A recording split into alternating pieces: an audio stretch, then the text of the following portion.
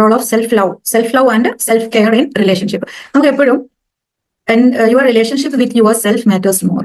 എനിക്ക് ഞാനുമായിട്ടുള്ള ഒരു റിലേഷൻഷിപ്പ് അത് നല്ല ഒരു പോസിറ്റീവ് ആൻഡ് സ്ട്രോങ് ഒരു കമ്പാഷനേറ്റ് ആയിട്ടുള്ള റിലേഷൻഷിപ്പ് ആണെങ്കിൽ മറ്റുള്ളവരുമായിട്ടുള്ള റിലേഷൻഷിപ്പ് നല്ല രീതിയിൽ മെയിൻറ്റെയിൻ ചെയ്യാൻ കുറച്ചും കൂടെ ഈസി ആയിരിക്കും. അപ്പോൾ പിന്നെ എത്രത്തോളം നമ്മൾ സെൽഫിന് വേണ്ടിയിട്ട് ശ്രദ്ധിക്കുന്നുണ്ട് എന്നുള്ളത് നമുക്കൊന്ന് ചെക്ക് ചെയ്ത് നോക്കാം. Practice self compare self care acceptance ഒരു വർക്ക്ഷീറ്റ് ഉണ്ട്. അപ്പൊ നേരത്തെ പോലെ തന്നെ ജസ്റ്റ് ഞാനിപ്പോൾ അത് ഇവിടെ നിന്ന് നമുക്കൊന്ന് ചെയ്യാം. ശേഷം നിങ്ങൾ ഡീറ്റെയിൽ ആയിട്ട് പ്രിന്റ് എടുത്തിട്ട് നിങ്ങൾ ചെയ്യാം. അണ്ടർസ്റ്റാൻഡിങ് സെറ്റിംഗ് ഹെൽത്തി ബൗണ്ടറീസ് ആണ് ഇതിൽ നമുക്ക് ഇന്നൊന്ന് കാര്യമായിട്ട് പഠിക്കാനുണ്ട്. ബൗണ്ടറീസ് ക്രിയേറ്റ് ചെയ്യുക, അതേപോലെ എന്തൊക്കെയാണ് ഏതിലൊക്കെ നമുക്ക് ബൗണ്ടറീസ് വേണ്ടത്. ഇവിടെയാണ് ഇതുവരെ പറഞ്ഞ കാര്യങ്ങളൊക്കെ എനിക്ക് തോന്നുന്നു കുറച്ചും കൂടെ നമുക്ക് എപ്പോഴും കേൾക്കുന്നതും നമ്മൾ അറിയുന്നതും നമ്മൾ ശ്രദ്ധിക്കുന്നതും കാര്യങ്ങളായിരിക്കാം. പക്ഷെ ഈ ഒരു ബൗണ്ടറീസ് ഇമോഷണൽ ആണെങ്കിലും പിന്നെ ബാക്കി എല്ലാ ഒരു ഫിസിക്കൽ ബൗണ്ടറീസ് നമ്മൾ കീപ്പ് ചെയ്യും. പക്ഷെ ബാക്കി boundaries mental and emotional boundaries keep ചെയ്യുന്നതിലാണ് നമ്മളെപ്പോഴും കുറച്ച് വീക്ക് ആയി പോകുന്നത്. അപ്പൊ അത് നമുക്ക് കുറച്ചും കൂടി ഒന്ന് ഫോക്കസ് ചെയ്യാം. അപ്പൊ ആദ്യം ഈ ഒരു വർക്ക്ഷീറ്റ് ഒന്ന് ചെക്ക് ചെയ്യാം. അതിലൂടെ തന്നെയാണ് ഈ ബൗണ്ടറീസ് എല്ലാം അതിലുണ്ട്. അതിലൂടെ നമുക്കത് ചെയ്യാം.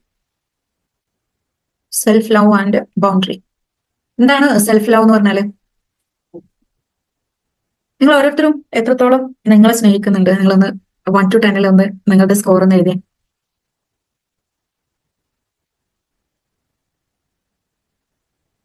Okay, 6 to 5. ഓക്കെ, ഇതിലും വിഷ്കുണ്ടോ സ്നേഹിക്കാന്? സെൽഫ് ലവ് നമ്മൾ നോക്കാം എത്രത്തോളം എവിടെയൊക്കെ നിങ്ങൾ കെയർ കൊടുക്കുന്നുണ്ട്, എവിടെയൊക്കെ കൊടുക്കുന്നുണ്ട്. ഇപ്പൊ 10 ആണല്ലേ? ഭാവി ടോപ്പിലാണ് ഇപ്പൊ നിൽക്കുന്നത്. ബാക്കി എല്ലാം വിട്ടിപ്പോ അല്ലെ? ഓക്കെ, 6, 10, 8. ഓക്കെ, അപ്പൊ നമുക്ക് നോക്കാം. സെൽഫ് ലവ് ചെറിയൊരു റിഫ്ലക്ഷൻ ആണ്. ഇതിൽ ഓരോ പോയിന്റ് മാത്രമേ ഇമോഷണൽ ഇന്റലിജൻസിലേക്ക് പോകാം. പിന്നീട് ഇത് പ്രിന്റ് എടുത്തതിന് ശേഷം ഇതെല്ലാം ചെയ്യണം. പക്ഷേ ഇപ്പോ നിങ്ങൾ എന്ത് വെച്ചാൽ ഇപ്പൊ ജസ്റ്റ് ക്ലാസ് ശ്രദ്ധിക്കാൻ നോട്ട്സ് എഴുതി വെക്കുക. ഈ വീക്കിൽ ഇതൊക്കെ പ്രിന്റ് വെച്ച് നിങ്ങൾ പ്രിന്റ് എടുത്തിട്ട് വെക്കുക. അതിനുശേഷം നിങ്ങൾ എന്ത് ചെയ്യണം? ഇത് ഓരോന്നിലും വർക്ക് ചെയ്യണം. നമ്മൾ ഒരു റിലേഷൻഷിപ്പ് മാസ്റ്ററി ചാലഞ്ച് എന്ന് പറഞ്ഞിട്ട് ഒരു മന്തിൽ നമ്മൾ എന്ത് ചെയ്യാം? നമുക്ക് അതിന് ഇപ്പൊ നെക്സ്റ്റ് മന്ത് തന്നെ അതിന് വേണ്ടിയിട്ട് സെലക്ട് ചെയ്യാം, അല്ലെങ്കിൽ നിങ്ങൾക്ക് തന്നെ സെലക്ട് ചെയ്യാം. നമ്മൾ ഗ്രൂപ്പ് ഒന്നിച്ച് സെലക്ട് ചെയ്യുന്നതാണെങ്കിൽ അങ്ങനെ, അല്ലെങ്കിൽ നിങ്ങൾക്ക് തന്നെ എന്നിട്ട് അതിൽ ഓരോന്നിലും കുറച്ചുകൂടി ഡീറ്റെയിൽ ആയിട്ട് വർക്ക് ചെയ്യാം. അപ്പൊ ഇന്ന് തന്നെ ഇത് കംപ്ലീറ്റ് ചെയ്യാനും പിന്നെ അത് കംപ്ലീറ്റ് സോക്ക് ചെയ്യാൻ വേണ്ടിയിട്ട് നിങ്ങൾ ശ്രമിക്കണം. കാരണം നമ്മളൊരു ഫാസ്റ്റ് ട്രാക്കിൽ ചെയ്യുന്ന കോഴ്സാണ്. അപ്പൊ അതുകൊണ്ട് തന്നെ അതിനുള്ളൊരു സമയം ചിലപ്പോൾ കിട്ടണമെന്നില്ല. പിന്നീട് ടൈം എടുത്തിട്ട് നിങ്ങൾക്ക് ചെയ്യാം. ഇപ്പൊ കാര്യങ്ങളെല്ലാം മനസ്സിലാക്കാനും അത് മനസ്സിലാവുന്നതോടുകൂടി നമുക്കൊരു ചേഞ്ച് വരും. കാര്യങ്ങൾ മനസ്സിലാക്കാനും ഈ വർക്ക്ഷീറ്റുകളൊക്കെ പ്രിന്റ് എടുത്ത് റെഡിയാക്കി വെക്കാം. Okay, positive attributes, list 5 positive qualities or strength about your self. അതിൽ ഒന്ന് മാത്രമേ ഇപ്പൊ എഴുതാം. നിങ്ങൾക്ക് 1 നമ്പർ ഇട്ടിട്ട് വർക്ക്ഷീറ്റിന്റെ പേര് നിങ്ങൾക്ക് എഴുതാം. Self love and boundary setting worksheet. എന്നിട്ട് 1 നമ്പർ ഇട്ടിട്ട് ജസ്റ്റ് നിങ്ങൾക്ക് ഒരു പോയിന്റ് എഴുതാം. നിങ്ങളെ കുറിച്ച് ഒരു പോസിറ്റീവ് ക്വാളിറ്റി. പിന്നെ 1 ഏരിയ ഓഫ് ഗ്രോത്ത്. നിങ്ങൾക്ക് എവിടെയാണ് ഡെവലപ്പ് ചെയ്യാനുള്ളത്? ഒരുപാട് ഏരിയാസ് ഉണ്ടാവും, പക്ഷെ അതിൽ ഏതെങ്കിലും ഒരു ഏരിയ നിങ്ങൾക്ക് ഇപ്പൊ എഴുതാം. എനിക്ക് എന്നെ കുറിച്ച് എപ്പോഴും ഒരു ധാരണ ഉണ്ടാവണം. എവിടെയൊക്കെ ഞാൻ സ്ട്രോങ് ആണ്, എവിടെയൊക്കെ ഞാൻ ഓക്കെ ആണ്, എവിടെയൊക്കെ എന്നെ ഒന്നും കൂടെ ഒന്ന് മാനേജ് ചെയ്യാനുണ്ട്, എവിടെയൊക്കെ എന്നെ ഒന്നും കൂടി ഡെവലപ്പ് ചെയ്ത് കൊണ്ടുവരാനുണ്ട് എന്നുള്ളത് എപ്പോഴും നമുക്ക് ആ ഒരു അവയർനെസ് നമ്മളെ കുറിച്ച് ഉണ്ടാവണം. എന്നിട്ട് അതിനെ ഒന്ന് സെറ്റ് ആക്കി വെക്കണം. ഏതിൽ വർക്ക് ചെയ്യണം ആദ്യം എന്നുള്ളത്. അല്ലെങ്കിൽ എല്ലാം കൂടെ ഒരുമിച്ച് മനസ്സിൽ കിടന്ന് ഇങ്ങനെ ഇടിമിന്നലും കാറ്റും കൂടെ ആയിട്ട് ഇങ്ങനെ ഓടി നടന്നുകൊണ്ടിരിക്കും. ഓക്കെ, എഴുതിയോ അത് രണ്ടും? എല്ലാവരും നിങ്ങളെ കുറിച്ച് ഒരു പോസിറ്റീവ് ക്യാരക്ടറും പിന്നെ ഒന്ന് നിങ്ങൾക്ക് ഗ്രോ ചെയ്യാനുള്ള അല്ലെങ്കിൽ ഡെവലപ്പ് ചെയ്യാനുള്ള ഒരു ഏരിയ ജസ്റ്റ് ഐഡന്റിഫൈ ചെയ്യാൻ നിങ്ങൾക്ക് എഴുതാം.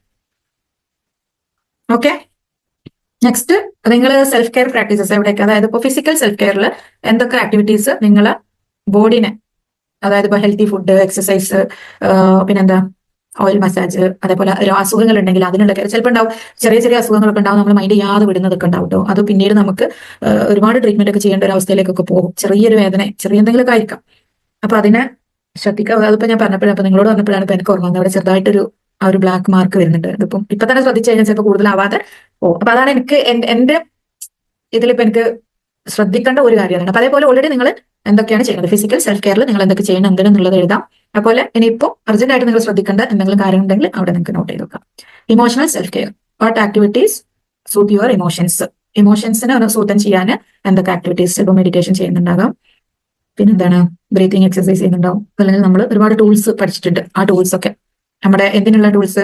ഡോസ്, നാച്ചുറലി നമുക്ക് ഡോസ്, അത് നിങ്ങൾ അവിടെ എഴുതി വെച്ചോളൂ. നാച്ചുറലി ഡോസ് ക്രിയേറ്റ് ചെയ്യാനുള്ള ഒരുപാട് ടൂൾസ് നമ്മൾ പഠിച്ചിട്ടുണ്ട് അല്ലെ?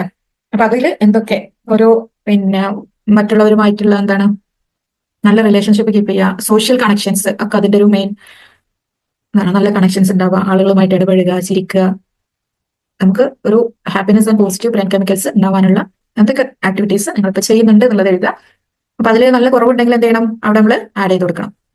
പിന്നെ mental self care activities stimulate your mind. Mental, അതായത് നമ്മുടെ മൈൻഡിന്റെ ഒരു പവർ. ഇപ്പൊ ഈ ഒരു കോഴ്സ് ചെയ്യുന്നത്, അതേപോലെ നമ്മുടെ മൈൻഡ് മാസ്റ്ററി കോഴ്സ് അല്ല, പിന്നെ നമ്മൾ ഓരോരോ പുതിയ കാര്യങ്ങൾ പഠിക്കുന്നത് എപ്പോഴും നമ്മുടെ മൈൻഡിനെ ആക്റ്റീവായിട്ട് നിർത്താനും പിന്നെ എനർജറ്റിക് ആയിട്ട് നിർത്താനൊക്കെ നമുക്ക് ഹെൽപ്പ് ചെയ്യുന്ന ഒരു പ്രധാനപ്പെട്ട ഒരു കാര്യമാണ്. പുതിയ കാര്യങ്ങൾ നമ്മൾ പഠിച്ചുകൊണ്ടേയിരിക്കുക. നമ്മളത് സ്പിരിച്വൽ ആണെങ്കിലും അല്ലാതെ നമ്മുടെ പേഴ്സണൽ ഗ്രോത്തിനുള്ളതാണെങ്കിലും ഏതാണെങ്കിലും നമ്മുടെ മൈൻഡിനെ, നമ്മുടെ പുതിയ ന്യൂറോൺ കണക്ഷൻസ് ഡെവലപ്പ് ആകാനും ബ്രെയിൻ എപ്പോഴും ആക്റ്റീവായിട്ട് നിൽക്കാനെല്ലാം അത് നമ്മൾ അറിയുന്നത് ഉപകരിക്കും.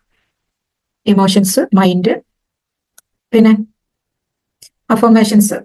ഇതിൽ അഫർമേഷൻസ് ഒക്കെ ഓൾറെഡി നിങ്ങൾ ചെയ്യുന്നുണ്ടാവാം, എന്നാലും 5 പോസിറ്റീവ് അഫർമേഷൻസ് നിങ്ങൾ എഴുതുക അബൌട്ട് യുവർ സെൽഫ്. അഫർമേഷൻ എഴുതുമ്പോൾ നമുക്ക് എപ്പോഴും നമുക്ക് ഉണ്ടാവേണ്ട കാര്യങ്ങൾ വെച്ചിട്ട് നമുക്ക് എഴുതാം. ഇപ്പൊ രാവിലെ ഞാനിപ്പം ഓക്കെ, ഞാൻ എക്സസൈസ് ഇപ്പൊ ചെയ്യാൻ കുറച്ച് മടിയാണെന്ന് വെച്ചു, അപ്പൊ എനിക്ക് എന്നെ എക്സസൈസ് കൊണ്ടുവരണം. അപ്പൊ എന്തായാലും ഐ എക്സസൈസ് ഡെയിലി എന്ന് പറഞ്ഞിട്ട് അത് പോസിറ്റീവ് ആയിട്ടുള്ളത് വേണം. അത് പ്രസന്റ് ടെൻസിൽ വേണം, പാസ്റ്റ് ടെൻസിൽ അല്ല ഫ്യൂച്ചർ ടെൻസിൽ. ഐ വുഡ് അല്ലെങ്കിൽ ഞാൻ ചെയ്യും എന്നല്ല, ഞാൻ ചെയ്യുന്നുണ്ട് എന്നുള്ള രീതിയിലാണ്. ഇത് ജസ്റ്റ് നമ്മുടെ ബ്രെയിനിൽ പുതിയ ന്യൂറോൺ കണക്ഷൻസ് കൊണ്ടുവന്ന് അതിനെ ഒന്ന് ആക്റ്റീവ് ആക്കി അതിനൊന്ന് സ്ട്രോങ് ആക്കാൻ വേണ്ടിയിട്ടാണ് കേട്ടോ അഫർമേഷൻ കൊടുക്കുന്നത് നമ്മൾ. അതായത് നമ്മുടെ മൈൻഡിൽ ആ തോട്ട് എപ്പോഴും ലൈവ് ആയിട്ടുണ്ടാവും. അതിന് വേണ്ടിയിട്ടാണ് നമ്മളത് പോസിറ്റീവ് അഫർമേഷൻസ് കൊടുക്കുക. അപ്പൊ ഒറ്റ ഒന്ന് നിങ്ങൾ ഇപ്പൊ എഴുതാം, ബാക്കി നിങ്ങൾക്ക് പിന്നീട് ആഡ് ചെയ്യാം.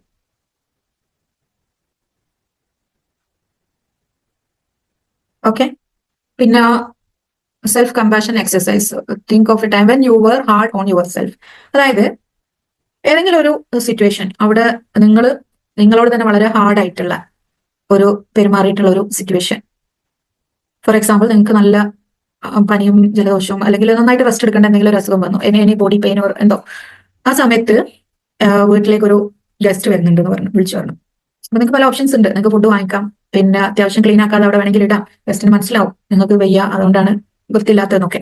പക്ഷെ നിങ്ങൾ എന്ത് ചെയ്ത്, നിങ്ങൾ എണീറ്റ് വീടൊക്കെ ഫുള്ള് കംപ്ലീറ്റ് ക്ലീൻ ആക്കി എങ്ങനെയോ എണീറ്റ് പോയിട്ട് ഫുഡൊക്കെ ഉണ്ടാക്കി അങ്ങനെ ഗസ്റ്റ് വന്നു, ഗസ്റ്റിനെ ഒരു ഇതൊക്കെ മാനേജ് ചെയ്ത് അവരെ പറഞ്ഞയച്ചു. അത് കഴിഞ്ഞ് കംപ്ലീറ്റ് ഒരാഴ്ച നിങ്ങൾ കിടപ്പിലായി. ആ 50 ഉള്ളത് 100 ആയിട്ട് മാറി നിങ്ങളുടെ അസുഖം, ബോഡി പെയിൻ ആണെങ്കിലും എന്താണെങ്കിലും. ഓക്കെ, അതല്ലെങ്കിൽ ഏതെങ്കിലും ഒരു സിറ്റുവേഷൻ അവിടെ നിങ്ങൾ എന്തില്ല, അവിടെ ഒരു എക്സ്ക്യൂസ് കൊടുത്തില്ല. നിങ്ങൾക്ക് തന്നെ ഇതേപോലെ തന്നെ എന്തെങ്കിലും ഒരു സിറ്റുവേഷൻ അവിടെ നിങ്ങൾ വളരെ ഹാർഡായിട്ട് നിങ്ങളോട് പെരുമാറിയ ഒരു സിറ്റുവേഷൻ ഉണ്ടെങ്കിൽ നിങ്ങൾക്ക് നോക്കാം. നിങ്ങളോട് ഒരു എക്സ്ക്യൂസ് കൊടുക്കും. മറ്റുള്ളവർ നമ്മൾ ഒരുപാട് എക്സ്ക്യൂസ് ഒക്കെ കൊടുക്കും പലപ്പോഴും, പക്ഷെ നിങ്ങളോട് തന്നെ നിങ്ങളൊരു എക്സ്ക്യൂസ് കൊടുക്കാത്ത ഒരു സിറ്റുവേഷൻ. ഇനി എന്താ ചെയ്യേണ്ടത്? അടുത്ത നല്ല രസമുള്ള ഒരു സംഭവം എന്താണ്? നിങ്ങൾക്ക് തന്നെ ഒരു ലെറ്റർ എഴുതാം. ഒരു കുറച്ചും കൂടി നിങ്ങളോടൊന്ന് കൈൻഡ് ആവണം എന്നൊക്കെ പറഞ്ഞിട്ട്, offer your self understanding, kindness and forgiveness. എന്താണ് ഇതിൽ ചേഞ്ചസ് വരിക? നമ്മളുടെ ഒരുപാട് പെർസ്പെക്റ്റീവില്, ആറ്റിറ്റ്യൂഡില്, വാല്യൂലൊക്കെ നമുക്കപ്പോൾ ചേഞ്ചസ് കൊണ്ടുവരാൻ പറ്റും. ഇപ്പൊ ഞാൻ പറഞ്ഞ ഒരു സിറ്റുവേഷൻ ആണെങ്കിൽ നിങ്ങൾക്ക് ചാറ്റ് വിൻഡോയിൽ ഒന്ന് ആ ഒരു ലെറ്ററിന്റെ ഏതെങ്കിലും 1-2 ലൈൻ നിങ്ങൾക്ക് ടൈപ്പ് ചെയ്യാൻ പറ്റും. അതായത് ഇങ്ങനെ ഒരു സിറ്റുവേഷൻ വളരെ ഹാർഡായിട്ട് ഒരു കൈൻഡ്നെസ്സും കാണിച്ചില്ല.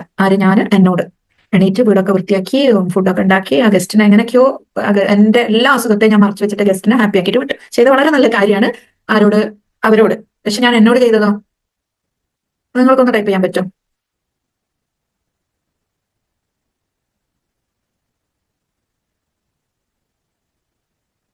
ഓക്കെ, നിങ്ങൾക്ക് എന്തെങ്കിലും ഒരു വേർഡോ അല്ലെങ്കിൽ എന്തെങ്കിലും ഒരു നമ്മൾ ആ ഒരു ഉപദേശിക്കുന്ന അല്ലെങ്കിൽ എന്തെങ്കിലും ഒരു വാല്യൂ ചേഞ്ച് അല്ലെങ്കിൽ പെർസ്പെക്റ്റീവിൽ ചേഞ്ച് അല്ലെങ്കിൽ ആറ്റിറ്റ്യൂഡിൽ എന്തെങ്കിലും ഒന്ന് ആ ഒരു ഇൻസിഡന്റിനെ കുറിച്ച്.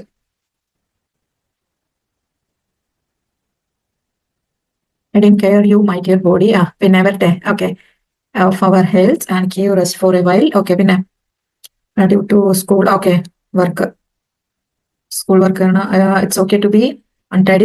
അങ്ങനെ അത് കൂടെ വരണം. നമ്മുടെ ഈ ഒരു ഞാൻ എന്തുകൊണ്ടാണ് എനിക്ക് റെസ്റ്റ് കൊടുക്കാതെ, ഒരു കൈൻഡ്നെസ് എനിക്ക് കൊടുക്കാതെ ഞാൻ അവിടെ വർക്ക് ചെയ്തത്? എന്റെ വാല്യൂ ഉണ്ട്. എന്റെ വീട് ഓൾവേസ് അത് എപ്പോഴും നീറ്റ് ആയിരിക്കണം. ആരെങ്കിലും വന്നു കഴിഞ്ഞാൽ ഒരിക്കലും ഒരാളും നീറ്റ് ഇല്ലാതെ എന്റെ വീട് കാണാൻ പാടില്ല. കാണുമ്പോൾ അതൊരു സന്തോഷമാണ്, നല്ല ഭംഗിയിലും വൃത്തിയിലൊക്കെ കാണാൻ തന്നെയാണ് എല്ലാവർക്കും സന്തോഷം. പക്ഷെ അതൊരിക്കലും അങ്ങനെ അല്ലാതെ മറ്റൊരാൾ കാണാൻ പാടില്ല എന്നുള്ള വാല്യൂല് ചേഞ്ചസ് വരണം. നല്ലൊരു point. Okay, it's okay to be untidy sometimes. It's okay. കാരണം അതേപോലെ തന്നെ ഗസ്റ്റ് വരുമ്പോൾ ഫുഡ് ഔട്ട്സൈഡ് നിങ്ങൾക്ക് എപ്പോഴെങ്കിലും ഒന്ന് വാങ്ങാം. ഇങ്ങനെ പറഞ്ഞിട്ട് എന്നിൽ തന്നെ ഒരു വാല്യൂസിൽ ചേഞ്ചസ്. അതാണ് കേട്ടോ ഈ ഒരു ലെറ്ററിലൂടെ നമ്മൾ കൂടുതലും കൊണ്ടുവരേണ്ടത്. നമ്മൾ എന്തുകൊണ്ടാണ് നമ്മളോട് അത്രയും ഹാർഡ് ആയിട്ടുള്ളത്? അതിന്റെ ബാക്കിൽ ഒരു വാല്യൂ ഉണ്ടാവും. എന്തെങ്കിലും ഒരു വാല്യൂ അല്ലെങ്കിൽ ചില തോട്ട്സ് ഉണ്ടാവും. വളരെ സ്ട്രോങ് ആയിട്ട് നമ്മൾ പിടിച്ചു വെക്കുന്ന ചില തോട്ട്സ് ഉണ്ടാവും. അപ്പോൾ ഞാനൊരു ഉമ്മയാണ്, എത്ര കഷ്ടപ്പെട്ടിട്ടായാലും വേണ്ടില്ല, എന്ത് ചെയ്തിട്ടായാലും വേണ്ടില്ല, മക്കളുടെ കാര്യം എന്തായാലും, അല്ലെങ്കിൽ ഹസ്ബൻഡിന്റെ കാര്യം ഞാൻ എന്തായാലും അത് ചെയ്തേ പറ്റൂ, ചെയ്യണം. പക്ഷെ അവിടെ ഞാൻ എന്ന വ്യക്തിയുടെ ആ ഒരു ഹെൽത്തിനെ കൂടി ഞാൻ കെയർ ചെയ്യണം, അല്ലെ? ഓക്കെ, ഇനി നമുക്ക് കുറച്ചുകൂടി താഴേക്ക് പോവാം. ഇനി എന്ത് ചെയ്യുക? ഒരു ഗോൾ സെറ്റ് ചെയ്യുക. Self love. ഇപ്പൊ മേലെ പറഞ്ഞതിൽ കുറെ ഭാഗത്ത് ഇമ്പ്രൂവ്മെന്റ് ആവശ്യമുണ്ടാവും, ചെയ്യാത്ത കാര്യങ്ങളൊക്കെ ഉണ്ടാവും. അപ്പൊ അതിന് ചെറിയൊരു ഗോൾ സെറ്റ് ചെയ്യാം. ഇനി നമുക്ക് കുറച്ചുകൂടി ഈ ബൗണ്ടറീസ് ഒന്ന് കുറച്ചുകൂടി ഒന്ന് എക്സ്പ്ലോർ ചെയ്യാനുണ്ട്. അപ്പൊ അതിലേക്ക് പോവാം. എല്ലാവരും റെഡി അല്ലേ? റെഡി ആണെങ്കിൽ ജസ്റ്റ് ആർന്ന് ഒന്ന് ടൈപ്പ് ചെയ്യാം. ഓക്കെ, മറ്റുള്ളവർ എന്ന കാര്യം വിട്ടോളൂ. ഓക്കെ, പിന്നെ ഓക്കെ, റെഡി റെഡി റെഡി റെഡിന് വരട്ടെ, എല്ലാവരും വരട്ടെ, എല്ലാവരും നമ്മൾ കൂടെ വേണം. റെഡി റെഡി റെഡി റെഡി ആയി വാ. Very good very good. Okay okay. പിന്നെ നമ്മള് ബൗണ്ടറീസ്, എന്താണ് ബൗണ്ടറീസ് അല്ലെ? അതിന്റെ ഒരു ഇമ്പോർട്ടൻസ് എന്താണ് റിലേഷൻഷിപ്പിൽ ഈ ബൗണ്ടറീസ് കീപ്പ് ചെയ്യാൻ കഴിയാത്തതാണ് നമുക്ക് ഏറ്റവും വലിയ പ്രയാസങ്ങൾ ഉണ്ടാക്കുന്നത്. മെയിൻലി നമ്മുടെ ഇമോഷണൽ ബൗണ്ടറീസ്. ഇമോഷണൽ മാത്രമല്ല, പലപ്പോഴും ടൈം ആണെങ്കിലും എനർജി ആണെങ്കിലും ഒക്കെ.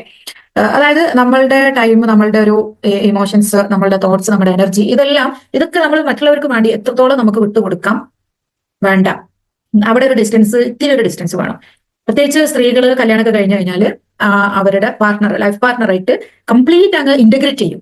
ആ ഒരു വ്യക്തിയാണ് ഞാൻ എന്നുള്ള രീതിയിൽ കംപ്ലീറ്റ് അങ്ങോട്ട് ഇന്റഗ്രേറ്റ്. നമുക്ക് സ്നേഹം വേണം, റെസ്പെക്ട് വേണം, എല്ലാം വേണം. ആ സ്നേഹത്തിന് നമുക്ക് ആസ്വദിക്കാനൊക്കെ കഴിയും. അതിന് ഇത്രയും നമ്മൾ ഇന്റഗ്രേറ്റ് ചെയ്യേണ്ട ആവശ്യമില്ല, കംപ്ലീറ്റ്. അപ്പൊ ആ ഒരു പേഴ്സൺ എന്തൊക്കെയൊന്ന് സംഭവിച്ചു കഴിഞ്ഞാൽ ഈ വ്യക്തിയും ഇല്ലാതായി പോകുന്ന രീതിയിലേക്ക് നമ്മൾ എന്ത് ചെയ്യാണ്, അത് ആ ഒരു ബോണ്ടിനെ അങ്ങോട്ട് ഇന്റഗ്രേറ്റ് ചെയ്യണം.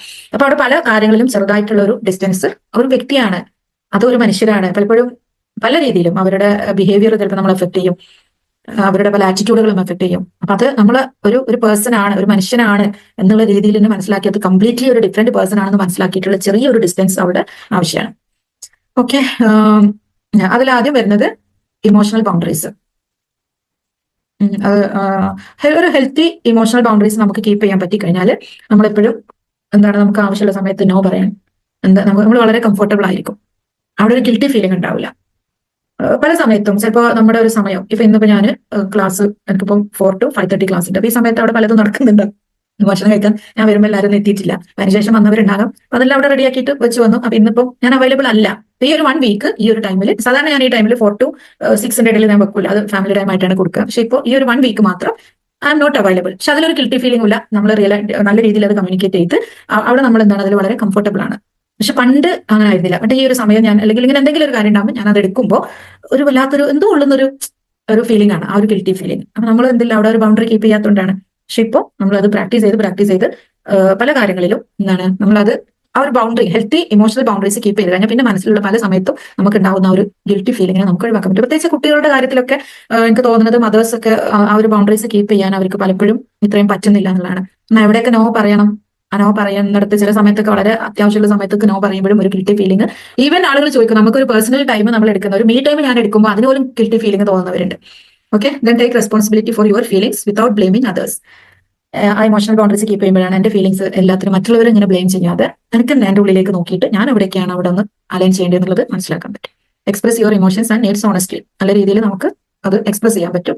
പിന്നെ don't feel responsible for fixing others problems or emotions. മറ്റുള്ളവരുടെ പ്രശ്നങ്ങൾ ഉണ്ടാകും, അവരുടെ ഇമോഷൻസ് ഒക്കെ, അത് നമ്മൾ എന്താണ് ഓവർ റെസ്പോൺസിബിലിറ്റി ഏറ്റെടുക്കുക, അങ്ങനെയുള്ള കാര്യം. ഈവൻ നമ്മുടെ ഒരു ഫാമിലിയിലുള്ള അറ്റ്മോസ്ഫിയർ, അപ്പൊ നമ്മളെല്ലാവരും കൂടുതൽ ആളുകളും ആ ഒരു അറ്റ്മോസ്ഫിയറിലുള്ളവരാണ്. അപ്പൊ ഇനി അതല്ല, നമ്മളിപ്പോൾ ഒരു വർക്ക് പ്ലേസിൽ ടീച്ചേഴ്സ് ഒക്കെ ഉണ്ടെങ്കിൽ തന്നെ അവിടെ മറ്റുള്ളവരുടെ പ്രശ്നങ്ങളും കാര്യങ്ങളൊക്കെ എടുത്ത് അവർ നമുക്കത് ആ ഒരു ബൗണ്ടറി നമുക്ക് അവിടെ കീപ്പ് ചെയ്യാൻ പറ്റി കഴിഞ്ഞാൽ ഇതൊന്നും നമ്മൾ എഫക്ട് ചെയ്യൂല. പിന്നെ അതേപോലെ തന്നെ മറ്റുള്ളവർ ആരെങ്കിലും നമ്മുടെ ബൗണ്ടറി ക്രോസ് ചെയ്ത് കഴിഞ്ഞാൽ അവിടെ നമുക്കതിനെ മനസ്സിലാക്കാനും അത് അഡ്രസ് ചെയ്യാനും പറ്റും. അപ്പൊ ഇതിന് നമ്മൾ എന്ത് ചെയ്യാം, ഇമ്പോർട്ടന്റ് എന്തുകൊണ്ടാണ് നമുക്ക് ബേൺ ഔട്ട് എപ്പോഴും നമ്മുടെ മനസ്സിൽ, നിങ്ങൾ തന്നെ ഉള്ളിലേക്ക് ഒന്ന് ചിന്തിച്ചു നോക്കിയാൽ പല സമയത്തും ഇങ്ങനെ മനസ്സിൻ്റെ ഉള്ളിൽ ഒരു കുത്തൽ ഇങ്ങനെ ഉണ്ടാവും പലപ്പോഴും. അതെന്തുകൊണ്ടാ, പല കാര്യങ്ങളിലും നമുക്ക് ഈ ഒരു ഇമോഷണൽ ബൗണ്ടറി കീപ്പ് ചെയ്യാൻ പറ്റാത്തതുകൊണ്ട് അല്ലേ? ഇത് മനസ്സിലാവുന്നുണ്ടല്ലോ അല്ലെ? അത് കഴിഞ്ഞിട്ട് ജസ്റ്റ് എനിക്ക് അതിലുള്ള ഒരു ഡൗട്ട് ചോദിക്കാം. പിന്നെ ഫോസ്റ്റർ റെസ്പെക്ട്, അങ്ങോട്ടും ഇങ്ങോട്ടും റെസ്പെക്ട് ഉണ്ടാവണമെങ്കിൽ, റിലേഷൻഷിപ്പ് ഇംപ്രൂവ് ചെയ്യാൻ, ഇതിനെല്ലാം നമ്മുടെ സെൽഫ് എസ്റ്റീം ഇത് ചെയ്യാനുള്ള ഇമോഷണൽ ബൗണ്ടറീസ് കീപ്പ് ചെയ്യാൻ നമുക്ക് കഴിയണം. പിന്നെന്താണ്, how to set emotional boundaries. ഒന്ന്, നോ യുവർ ലിമിറ്റ്സ്. എപ്പോഴും നമ്മുടെ അൺകംഫർട്ടബിൾ ആക്കുന്ന, സ്ട്രെസ് ഉണ്ടാക്കുന്ന, അതേപോലെ നമ്മുടെ എനർജി ഡ്രെയിൻ ആവുന്ന സിറ്റുവേഷൻസ് നോക്കുക.